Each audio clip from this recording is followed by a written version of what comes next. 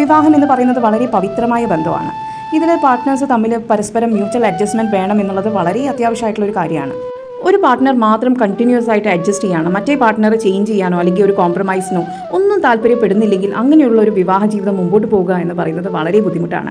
നമ്മൾ നമ്മുടെ പ്രശ്നങ്ങൾ ഒരു ഫാമിലി എടുത്തോ അല്ലെങ്കിൽ ഫ്രണ്ട്സിൻ്റെ അടുത്തോ പറയാൻ നേരത്ത് ആദ്യം എല്ലാവരും പറയുന്ന ഒരു വാക്കാണ് അഡ്ജസ്റ്റ് ചെയ്യാനായിട്ട്. പക്ഷേ എനിക്ക് നിങ്ങളോട് പറയാനുള്ളത്, ഈ അഡ്ജസ്റ്റ്മെൻ്റ് ആണെങ്കിൽ പോലും അതിനൊരു ലിമിറ്റ് വെക്കണം. അല്ലാണ്ട് നിങ്ങൾ ജീവിതകാലം മുഴുവൻ അഡ്ജസ്റ്റ് ചെയ്ത് ജീവിക്കാൻ പോകുകയാണ് എന്നുള്ളൊരു ഡിസിഷൻ ഒരിക്കലും എടുക്കാതിരിക്കുക. കഴിഞ്ഞ ദിവസം ഓഫീസിൽ വന്നൊരു പെൺകുട്ടി പറയുകയാണ്, 3 വർഷമായിട്ട് പ്രേമിച്ച് വിവാഹം കഴിച്ച ദമ്പതികളാണ്. അപ്പോൾ ഈ പെൺകുട്ടീനെ നിരന്തരമായിട്ട് ഈ പെൺകുട്ടിയുടെ ഹസ്ബൻഡ് അടിച്ചുകൊണ്ടിരിക്കുകയാണ്.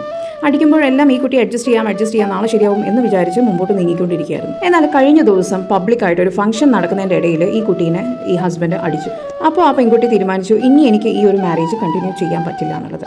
നമ്മൾക്ക് എല്ലാവർക്കും ഒരു പരിധി വരെ അഡ്ജസ്റ്റ് ചെയ്യണം, അത്യാവശ്യമാണ് മാരേജിൽ. ഒരിക്കലും അങ്ങോട്ടും ഇങ്ങോട്ടും വാശി പിടിച്ചാൽ ജീവിതത്തിൽ മുമ്പോട്ട് പോകാൻ പറ്റില്ല, ബുദ്ധിമുട്ടാണ്. പക്ഷേ ഒരു പരിധി കഴിഞ്ഞാൽ നമ്മുടെ പാർട്ട്ണർ മിസ്യൂസ് ചെയ്യാണ് അല്ലെങ്കിൽ നമ്മളെ ടോർച്ചർ ചെയ്യാണ്, അതുമല്ല നിങ്ങളെ ചൂഷണം ചെയ്യാണ് എന്ന് നിങ്ങൾ മനസ്സിലാക്കിയാൽ അവിടെ നിങ്ങളെ അഡ്ജസ്റ്റ്മെൻറ്റ് ചെയ്യുന്നത് നിർത്തുക. കാരണം നിങ്ങളും ഒരു ബെറ്റർ ലൈഫ് ഡിസേർവ് ചെയ്യുന്ന ഒരാളാണ്.